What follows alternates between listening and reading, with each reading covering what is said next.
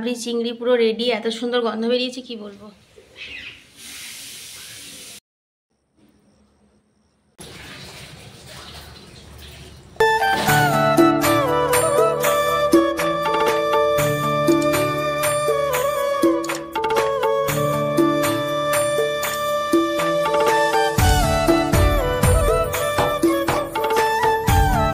শুভ সকাল বন্ধুরা, কেমন আছো? আশা করি যে যেখান থেকে আমার ভিডিও দেখছো অনেক ভালো আছো, সুস্থ আছো।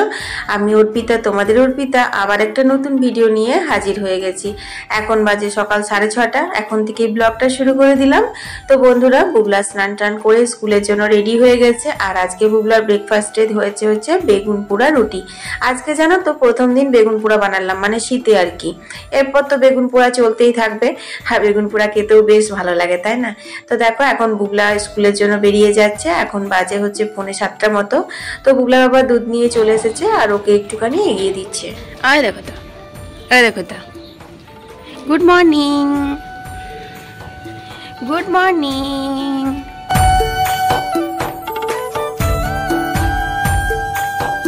তো আমি 1 কাপ চা খেয়ে নিলাম। তারপর আমি দেখো এখন ওপরের ঘরে বিছানাগুলো তুলে নিচ্ছি। আর দেখো বন্ধুরা, আমাদের ওপরের ঘরে কত রোদ আসে সকাল সকাল। আর একটু সকাল সকাল এলে পুরো খাটটাই কিন্তু রোদে ভর্তি থাকতো। তোমাদের সঙ্গে একদিন আমি অনেক ভোর ভোর এসে শেয়ার করব। আসলে পূর্ব দিকে জানলাগুলো খুলে দিলে সূর্যদেব ওঠার সাথে সাথেই আমাদের কিন্তু এই ঘরটা পুরো রোদে ভরে যায়। আর জানো তো বন্ধুরা, ঘরে কিন্তু রোদ আলো ঢোকা এগুলো কিন্তু খুব ভালো, জানো তো। তো সেই জন্য না এই ঘরটাতে এলে পরে খুব ফ্রেশ ফিল হয়। তো যাই হোক, দেখো এখন আজকে আর লেপ বিছানাগুলো রোদে দেব না, কারণ এইখানটাতে একটু ঝেড়ে ঝুড়ে দিলাম। বেশ 2-3 দিন ধরে রোদে দিয়েছিলাম। তো এরকমও ঘরটা জানলাগুলো খোলা থাকলে পরে একটু আধটু রোদ তো পেয়েই থাকে। তো যাই হোক বন্ধুরা, আমার সম্পূর্ণ ভিডিওটা দেখার অনুরোধ রইল। আর যদি আজকে প্রথমবার আমার ভিডিও দেখছো তো আমার চ্যানেলটা সাবস্ক্রাইব করে বন্ধু হয়ে পাশে থেকো। আর আমার পুরনো বন্ধুদেরকে আমার পাশে থাকার জন্য অসংখ্য ধন্যবাদ, অসংখ্য ভালোবাসা।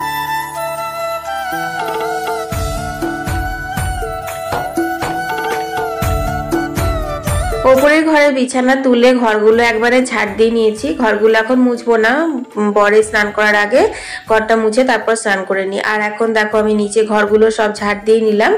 আর নিচে আমার ভাড়ার ঘর, রান্নাঘর আর ঠাকুর ঘর এগুলো আমি মুছে নেব। তো চলো বন্ধুরা, এখন চটপট করে কিছু একটা রান্না বসিয়ে দিই, নাহলে আবার দেরি হয়ে যাবে। তো দেখো রান্নাঘরে এখানে মটরের ঘুগনি করব, রাত্রের জন্য করব। মা তো ফুলকপির তরকারি কেটে রেখেছিল, কিন্তু অনেকদিন হয়ে গেল জানো তো যে মটরের ঘুগনি খাওয়া হয়নি। তাই ভাবলাম আজকে একটু ঝাল ঝাল করে ঘুগনি বানাবো। তো দেখো এখানে মটরটা নুন হলুদ দিয়ে সেদ্ধ করতে দিয়ে দিলাম। আর এখানে মা দেখো একটু গিমে শাক তুলেছিল সকালবেলায়, ওই যে ইটের দেওয়ালটা আছে রাস্তা দিকের ওইখানটাতে হয়েছিল। তো এটা আলু দিয়ে সর্ষে বাটা দিয়ে ঝাল দেওয়া করব। আর এখানে পটল কেটেছে, তো পটল আলুর তরকারি করব। একটু ভালো করেই করতে হবে, কারণ অফ সিজনের পটল। একবার ভেবেছিলাম চিংড়ি মাছ দিয়ে করব, তারপরে বললাম না থাক, এত বড় বড় চিংড়ি মাছ পটলের তরকারিতে দিয়ে আর নষ্ট করবো না, এটা অন্য কিছু একটা করা যাবে। আর এখানে দেখো 1 বাটি কাটা হয়েছে তোমার টমেটো, এটা হবে শুধু টমেটো পোস্ত।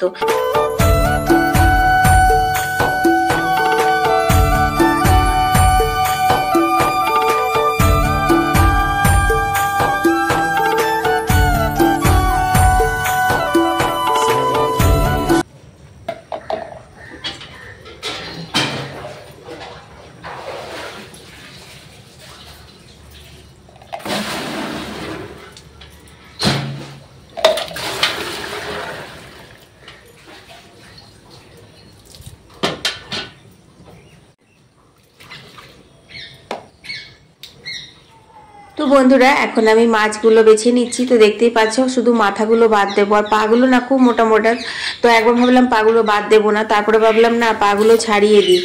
আর তোমার বাকি পুরো খোলাটা ছাড়ানো যাবে না, আর ছাড়ানো মানে যাচ্ছিল না আর কি, মাছটাই বেরিয়ে যাচ্ছিলো, তো সেই কারণে রেখে দিলাম।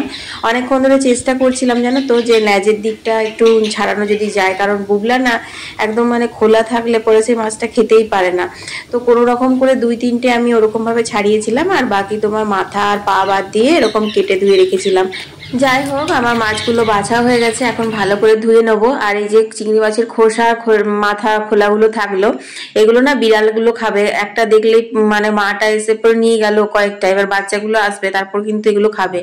তো সেই জন্য এখন ফেলবো না, ওদের যতটা খাবার আছে খেয়ে নেক, তারপর এখানটা জল ধুয়ে দেবো।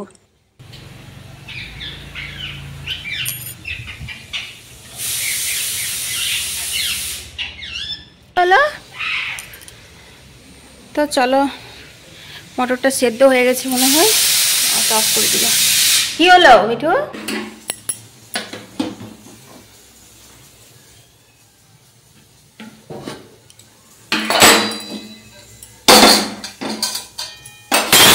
তো বন্ধুরা আমি দুধটা হয়ে গেছে নামিয়ে দিলাম। আর এখন দেখো এখানে কড়াই বসিয়ে দিয়েছি, অনেকটা পরিমাণে তেল দিয়েছি, তোমরা দেখতেই পাচ্ছ। তো পটলগুলো এখন আমি ভেজে নেব। তো সাধারণত আমি রান্নায় খুব বেশি তেল দিই না, কিন্তু বললামই যেটা অফ সিজনের পটল। আর সত্যি কথা বলতে কি, পটলটা এত ভালো খেতে হয়েছিল না, কি বলবো। মানে সিজনের পটলেও এরকম মানে টেস্ট হয়নি যেরকমটা আজকে লাগলো। আসলে কি বলতো, সব জিনিসই না দেখবে একঘেয়েমি হয়ে যায়। বেশ কিছুদিন ধরে ফুলকপি বাঁধাকপি এগুলো খাওয়া হচ্ছে, তো সে কারণে পটলের তরকারিটা আজকে একটু বেশি ভালো লেগেছিল।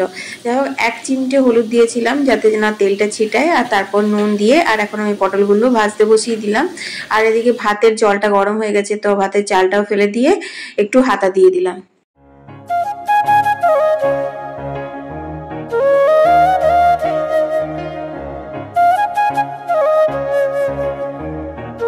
তো বন্ধুরা এক এক করে ঘরের সমস্ত কাজ এখন আমি সেরে নিচ্ছি। দেখো এখানে আমার বাসনের ঝুড়িতে সব বাসনগুলো শুকিয়ে গেছে, তো ঢুকিয়ে নিয়েছি। কারণ এগুলো যদি না করবো না, পরে একদম ভুলে যায়। রান্না করতে করতেই তো 1টা বেজে যায়, ভুলে আবার খেতে চলে আসে। তখন সেই ঝুড়ি থেকে বাসন নিয়ে নিয়ে খেতে দেওয়া, এটা একটা কিরকম লাগে, তাই না? তো যখন সময় পাই আমি এগুলো সব করে নিই। আর যেদিন সময় পায় না সেদিন সত্যি কথা বলতে কি থাকে জানো তো, মাই হয়তো করে দেয়। তো দেখো এখানে মাছের খোসাগুলো মানে শুধু পড়ে আছে, বাকি মাথা আর পা যেগুলো ছিল সেগুলো সব বিড়ালগুলো খেয়ে নিয়েছে। বিড়াল মানে মাটাতে না বাচ্চাগুলোকে শুদ্ধ নিয়ে আসছে, জানো তো, মানে শিখিয়ে দিয়েছে। বাচ্চাগুলো আগে দেখলে পরে আমাকে খুব ভয় পেত, মানে এদিক ওদিক দৌড়ে দৌড়ে পালাতো, কিন্তু এখন আমি দেখছি ইদানিং মানে একদম পালাচ্ছেই না, জানো তো। তো চলো এখন 10:30 বেজে গেছে, একটু মুড়ি খেয়ে নিই, কারণ এখনই কলের জল আসবে। তো তারপর করে খেয়ে নিই গা।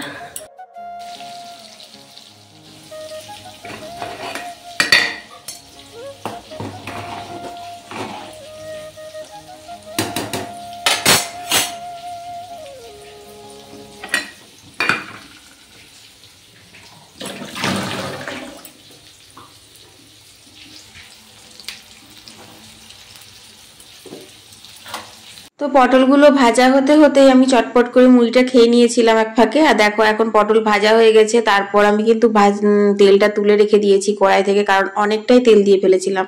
যাই হোক, তারপর আলুগুলো দিয়েও ভেজে নিলাম। আলুগুলো যদিও একটু সেদ্ধ করা আছে। এরপর আমি দিয়ে দিচ্ছি হচ্ছে অল্প একটু ধনে গুঁড়ো, আর অল্প একটু জিরে গুঁড়ো দেবো, আর শুকনো লঙ্কার গুঁড়ো দেবো। তো এই তো দিই মশলা, অন্য কিছু বিশেষ দিই না। আর হ্যাঁ, একটু আদা বাটাও দেবো। তো দেখতে পাচ্ছ পোড়া তেলটা বাটির মধ্যে ওই যে ওইখানে রাখা আছে, তুলেছি, ওটা অন্য কোনো রান্নায় দিয়ে দেবো। তো যাই হোক, আর কিছুটা পরিমাণে দিলাম হচ্ছে হলুদ, কারণ হলুদ অল্পই দিয়েছিলাম শুধু পটলটা ভাজবার সময়তে। তো এরপর ভালো করে কষিয়ে কষিয়ে রান্নাটা করব। তো বন্ধুরা এরকম ভাবে নিরামিষ কিন্তু পটলের তরকারি বেশ ভালোই লাগে, খারাপ লাগে না। আর কি করব বলো, মা তো 12 মাস নিরামিষ খায়, তো একটু অন্য অন্য করে করার চেষ্টা করি আর কি। তো ভালো লাগে কিনা জানি না মায়ের, কিন্তু আমি আমার নিজের সাধ্যমতো চেষ্টা করি। তো দেখো এখানে টমেটো পোস্তর জন্য পোস্ত বাটবো, আর রাবড়ি চিংড়ি করব আজকে, সে কারণে নিয়ে নিয়েছি কিছুগুলো মশলা। তো তারই মধ্যে রয়েছে হচ্ছে নারকেল, কাঁচা লঙ্কা আর সাদা সর্ষে। তো চলো এখন বেটে নিই।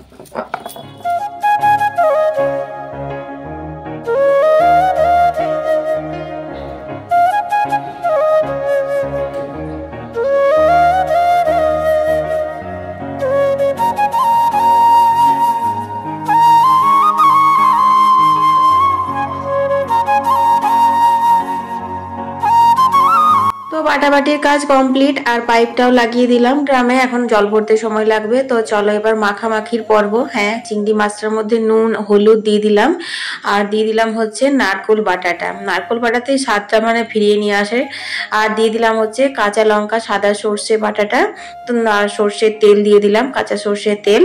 আর তারপর দিয়ে দেবো হচ্ছে একটু কালো জিরে। তোমরা চাইলে এটা মিক্সিতেও বাটতে পারো, কিন্তু আমি তো শিলনোড়াতেই বাটি, সেজন্য শিলনোড়ায় বেটেছি। তারপর দিয়ে দিলাম হচ্ছে কাঁচা লঙ্কা, তারপর আবার কি ভালোবাসার ছোঁয়া, হ্যাঁ, হাত দিয়ে ভালো করে মাখিয়ে নিলাম। এরপর আসল জিনিস, এই হচ্ছে আমার রাবড়ি। এটা আমি বাড়িতে বানিয়েছিলাম। আর হ্যাঁ, রাবড়িতে কিন্তু একটু মিষ্টি অ্যাড করা ছিল। তোমরা যদি রাবড়িটাতে মিষ্টি না থাকে তাহলে পরে তোমরা আলাদা করে অল্প একটু মিষ্টি দিও। যাই হোক, বাটি ধোয়া জল দিয়ে সুসম্পন্ন হলো মাখা, কারণ বাঙালিদের বাটি ধোয়া জল ছাড়া কিন্তু কোনো রান্নায় মানে সম্পূর্ণ হয় না। তারপর দেখো এখানে বাটিটা সমেত বসিয়ে দিলাম।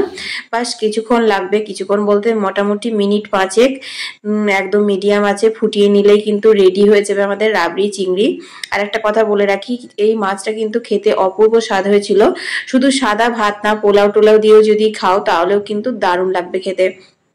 তো দেখো এখানে শুকনো লঙ্কা 5 ফোড়ন দিয়ে দিয়েছি সর্ষের তেলে, তারপর টমেটো গুলো দিলাম আর অল্প একটু হলুদ দিলাম, নুন দিলাম, এরপর ভালো করে নাড়াচাড়া করে নিচ্ছি যতক্ষণ না সেদ্ধ হবে, ঠিক যেরকম ভাবে টমেটো চাটনি করে, কিন্তু শুধুমাত্র মিষ্টিটা দিলাম না। তো তোমরা চাইলে অল্প একটু মিষ্টি অ্যাড করতে পারো, যেহেতু আমাদের রান্নায় মিষ্টি চলে না সেই জন্য আমি মিষ্টিটা দিইনি। তো রান্না তো প্রায় শেষের দিকে একদম। তোমার এই টমেটোটা হোক ততক্ষণ। এই দেখো পোস্ত কিন্তু এখনো বাটা হয়নি, পড়ে আছে। পোস্তটা বাটবো আর কলে জল এসছে, জলগুলো সব নিয়ে নেবো। আর কথা হচ্ছে যে চিংড়ি মাছটা যা হয়েছে না কি বলবো। আর হ্যাঁ, ঘুগনিটা আছে, ঘুগনিটা নিরামিষ করে রাখবো। ওই তো বললাম না, তরকারিটা রাতের তরকারিটা যদি করে রাখি তাহলে রাত্রে একটুখানি চাপটা কম থাকে আর কি। সন্ধ্যা থেকে চা জল খাবার করতে, তারপর একটু ভিডিও এডিট করা থাকে, তারপর গুগলার পিছনে চিৎকার চেঁচামেচি থাকে, তো সেই আর কি। তো দেখো প্রজাপতিগুলো সব চলে এসেছে আবার ঝাঁকে ঝাঁকে। ঠিক এই সময়তে জল দেবো, এই সময়তেই আসে। তো চলো কলের জলগুলো নিয়ে নিই, তারপর দেখা হচ্ছে। এই দেখো এক এক করে ভরি আর এক এক করে সমস্ত কাজগুলো সামলে নিই। তো এইগুলো এখন ভরে নিই, তারপর ওখানে পাইপটা লাগিয়ে দিতে হবে। আর দেখো পোস্তটা এখনও বাটা হয়নি, খাবার জলও ঢালা হয়নি। এখন খাবার জলটা ঢেলে নিই। আজকে এই বালতিগুলো না পাল্টানোই হয় না, এত তো জল লাগে না, অনেক জল লাগে, এই যায় অল্প অল্প করে। তো আজকে এই দুটো পাল্টি নিই, এটা একবার ওটা একবার, এরকম ভাবে।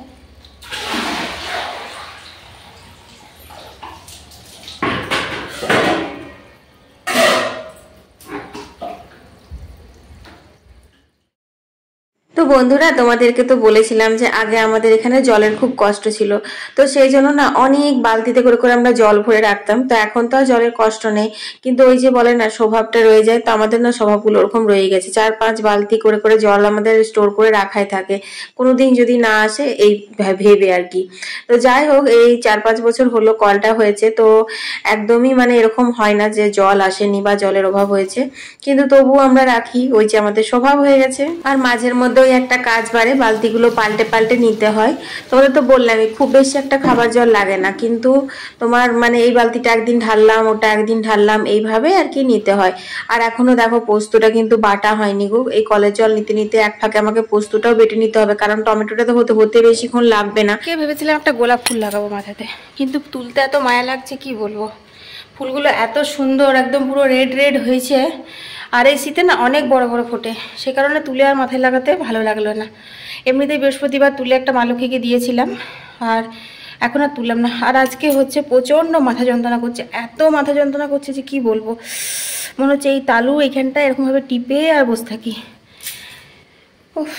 তো দেখো বন্ধুরা, এখানে আমার রাবড়ি চিংড়ি পুরো রেডি, এত সুন্দর গন্ধ বেরিয়েছে কি বলবো। আর এখানে দেখো ঘুগনিটাও রেডি হয়ে গেছে। তোমাদের সাথে ঘুগনিটা রেসিপিটা শেয়ার করা হলো না, তো একটু টমেটোটা ভালো করে ভেজে নিয়েছিলাম, তারপর আদা বাটা, জিরে গুঁড়ো, ধনে গুঁড়ো এইসব দিয়েছিলাম। আর আমাদের জন্য, মায়ের জন্য তুলে রেখে তারপর পেঁয়াজ রসুনের মশলা করে ওটাতে মিশিয়ে দেবো। আর এখানে দেখো পটলের তরকারি, গিমের শাক ভাজা হয়ে গেছে, আর এই যে টমেটো পোস্তটাও নামিয়ে নিয়েছিলাম। তো চলো এখন আমি স্নান করে চলে এলাম। তো বন্ধুরা একটু মাথাতে স্নান করলাম, মানে ভালো করে শ্যাম্পু দিয়ে স্নান করলাম, জানো তো কেন বলো তো? বললাম না খুব মাথা যন্ত্রণা করছে আমার, আবার মাথাটা ব্যথা করলে না মনে হয় ঠান্ডা জল ঢালি, কিন্তু মানে মাথাটা আমার ছাড়লো না, মনে হচ্ছে যে যেন ওষুধটা খেতেই হবে। তো দেখো এখন আমি চলে এসেছি ছাদে। ছাদে এসে তোমাদের সাথে একটু ভাবলাম নিশ্চিন্তে গল্প করব, কিন্তু কোনো রকম ভয়েস আমি তোমাদেরকে এখানে দিতেই পারছি না। তার কারণ হচ্ছে আমাদের গ্রামে একটা বিয়ে বাড়ি আছে, তো গান বাজছে, আবার কপিরাইট চলে আসবে। দূরে কোথাও গান বাজলেও কিন্তু কপিরাইট চলে আসে, জানো তো। তো যাই হোক, এখন আমি চুলটা এখানে শুকিয়ে নিই, একটু দাঁড়াই। তো ছাদে এলে জানি না কেন আমার মনটা খুব ফ্রি ফ্রি লাগে। যাই হোক বন্ধুরা, আজকের ভিডিওটা আর এখানে বাড়াবো না, আমি এখানেই শেষ করে দিচ্ছি। তো তোমাদের কেমন লাগলো অবশ্যই কমেন্টে জানিও। আর হ্যাঁ, চিংড়ি মাছ একদিন রাবড়ি চিংড়ি অবশ্যই বানিয়ে খেও। তো এখন কিন্তু বুলা বাবা চলে এসেছে, মা খেতে দিয়ে দেবে, সেই জন্য আমার কোনো টেনশন নেই। আমি একটু পরে যাব, কারণ একটু চুলের জলটা ঝরে যাক, তারপর আমার চুল শুকাতে অনেকটা সময় লাগে। তো ফ্রেন্ডস, কালকে আবার একটা নতুন ভিডিও নিয়ে আমি হাজির হয়ে যাব। আমি অর্পিতা, তোমাদের অর্পিতা। সবাই ভালো থেকো, সুস্থ থেকো।